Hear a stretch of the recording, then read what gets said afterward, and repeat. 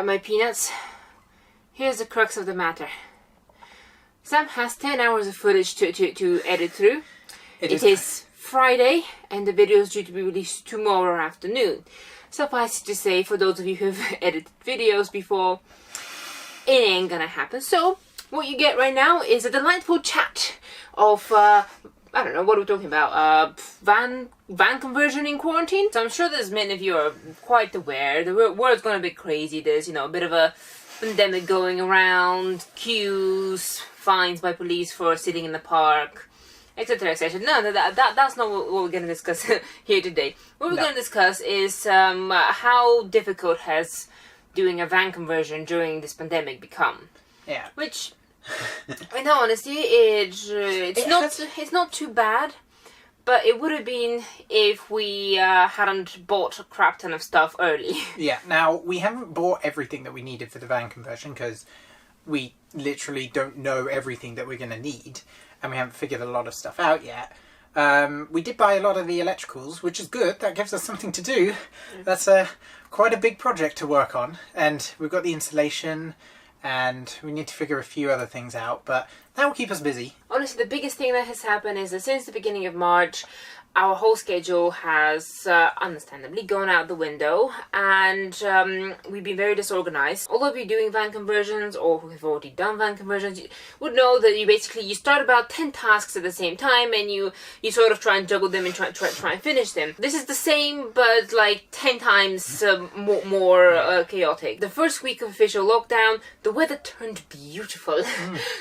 And we were waiting for that sort of weather to repaint the van. Which is a video coming out soon, don't worry. That is probably more than 10 hours of footage. Probably. I mean, it took us 6 days of stuff, and we filmed pretty much every day. That kept us busy, although we did run out of paint halfway through. Yeah, and funnily enough, when we ran out of paint, that was the day that the hardware store that we bought it from shut. So it was actually another week and a half, actually a bit longer for us to be able to order new paint. Yeah. And for it to actually come. So then we had to resand the van because it was too much time passed between coats. Re-clean it because there was pollen and bugs over it. So basically it's a lot of kind of road bumps like that. Everything is just a tad slower.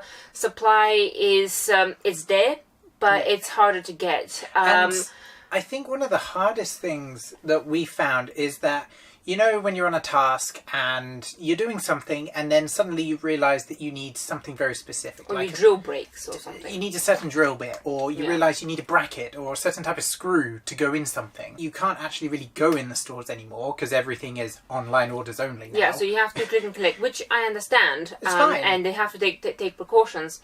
But it does significantly slow things down, and especially as do-it-yourselfers who do not have a clue what they're doing, as this is the first time we're doing a project of this scale, wandering in and checking in all the little pieces, let's say different brackets, pick the right bracket, okay? I don't know what bracket we need. I kind of need to just go in and play around with like them, I need to feel whether it has the right strength, can I bend it by hand, so all of these little stuff, and when you can't get basically a teeny tiny piece that is absolutely essential really for the thing you're doing that day, basically just puts the brakes on it and you lose momentum. For example, we need like 3mm small sheets of aluminium to find, and when we go on B&Q's site where we've seen the stuff in the B&Q, we get put in a virtual queue, and I kid you not, it says this. So first of all, it says you're going to be in a queue for about an hour.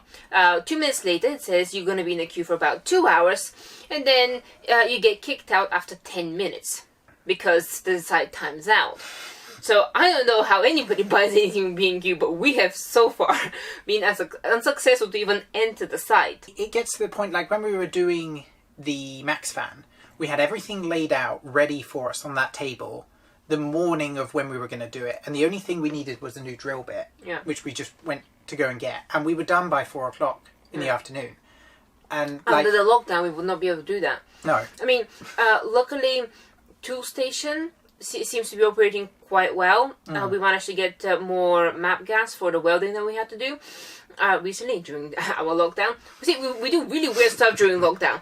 But anyway, so Toolstation has been kind of good. But Screwfix have taken our Screwfix, money. Screwfix essentially has temporarily robbed us of money because their site let us order a product, and then 10 minutes later they called us, oh, I'm sorry, but this product is non-essential, so we can't sell it to you, don't come. And they said they're gonna give us our money back. And they haven't. But then we read on their site that they're not doing any returns. Honestly, if that's our only inconvenience during this pandemic, personally, I'm fine with that. I don't want things to get any worse or any more drastic for us. Things are bad enough in other places, and I'm not so much complaining about the situation. It's just kind of stating the fact of what is. As everybody has sort of pointed out at one point or another, this whole situation has made everybody slow down, and for us, all the deadlines of when are we going to finish the van, so finish by summer, finish by whichever event, they have just been sort of released. We don't have to basically stress about them. No, we don't have to stress about them anyway, but there's that sort of anticipation. It's oh, I want to get that done so I can kind of, show people, that I've done something. Well, actually, we were just talking about it the other day, that we weren't actually meant to buy the van until this month. Our initial plan was to work until April 2020 to buy a van. Now, obviously, back in the summer of 2019, we had no idea this was going to happen. Or did we? We didn't. But, things happen where we're getting to know our senses a little bit, and we just bought the van when it felt right, which happened to be in July of 2019, 9 months early. But if we were to buy the van now, that would basically be an impossibility, and I think we would even be in more of a rut than we already are.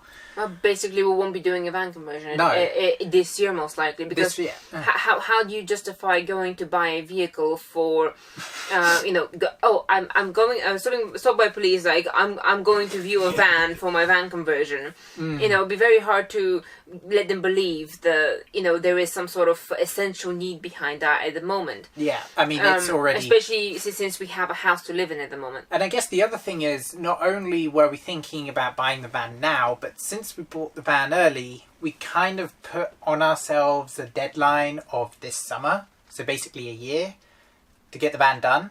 And, in the autumn and winter months, things were going a bit slowly, and because I'm still working part-time, and we had quite a lot of holiday built up in March and April of this year, where we're going to get the electrics done in March, and then we're going to get all the heating done in April, and that kind of hasn't gone to plan at the moment. But with this whole thing, I mean, it shouldn't take a pandemic to slow the world down and make everyone think twice about what they're doing. But unfortunately, and taking care of their mental health. But unfortunately, that is kind of what's triggered it. And again, it got us thinking, we are imposing a limit on ourselves. Okay, if we panic and rush and try and get it done by summer, chances are it won't be done to the standard that we want to do it, because we'll end up with a lot of quirks in our van, which is not bad, actually. No, we already have a couple which I love. Yeah, I don't like cutting corners where I feel like I haven't done the job properly. I don't mind saving time by not doing something, but afterwards still feeling the satisfaction that it is done and that it is functional in the way that I want it. We spent a week building the headliner.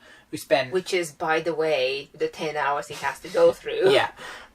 We spent at least a week and a half, full days, painting the van. We're spending...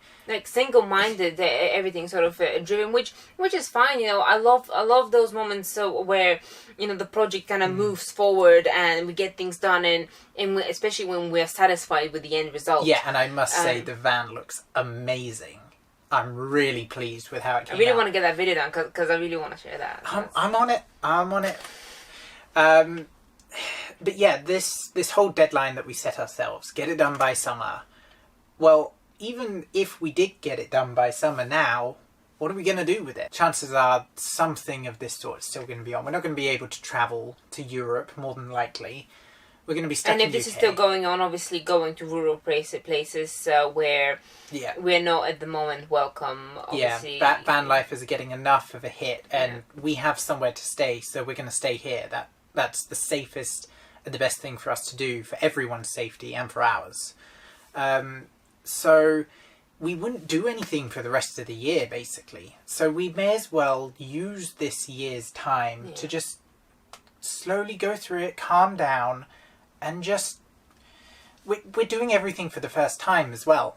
Like, we've never done electrics before. We've never done plumbing. We've never done gas. We've never done insulation. We've never done a headliner, never painted anything. So really, it's a great opportunity to actually learn properly. Yeah, I mean, actually, we're spending our time at the moment building our own skylight because we don't like the ones on the market. So we're learning how to braze and weld aluminium and build a waterproof seal. I don't know how people can be bored. I haven't been so busy in ages. Yeah, I nearly set fire to the house.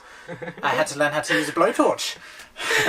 He did actually. Had to learn how to turn a blowtorch off when you're holding it upside down. But that was fun. You don't. That's how. You run outside and let the wind blow it out for you. Frankly, our situation seems rather mellow. There's nothing really for us to complain other than companies not being very consistent and logical in certain aspects, and we have plenty of stuff to do. So the van conversion is not going to stop, which I'm really grateful for, because I don't know really what to do if it does. Because right now, that's my existence at the moment. The only real issue with having more time to ponder on the van conversion and how to, get everything working is we keep getting more and more ideas, which sort of starts obviously complicating it. It was only the other day we were talking about heating again in the garden. And cooking, like, can we just run everything off electric? I was like, how did Iron Man's arc reactor work? And then we spent maybe half an hour trying to figure out how we can build an arc reactor for a van so we can avoid LPG. Can we just have one of those in the van? Like, so that's how the van conversion is going during quarantine. Replace the VW badge on the front with an arc reactor. That can power the engine. That would be so cool. Guys, can you help us figure out how to add an arc reactor to it doesn't have to be a working one, okay? It can be a replica. It can be a Tony Stark has a heart kind of thing. Imagine connecting that up to your headlights so as you're driving along the motorway at night. There's just an arc reactor in the middle of the... Ooh. See what I mean? We talk about this stuff. I rest my case. Yeah, so how are your van conversions going? Tell us, any issues, any crazy ideas?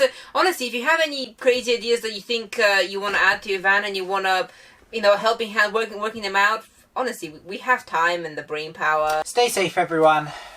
We'll be back next week with the headliner. We hope, and unless something else comes up and we just don't edit. I mean, I have a lot of sanding to do.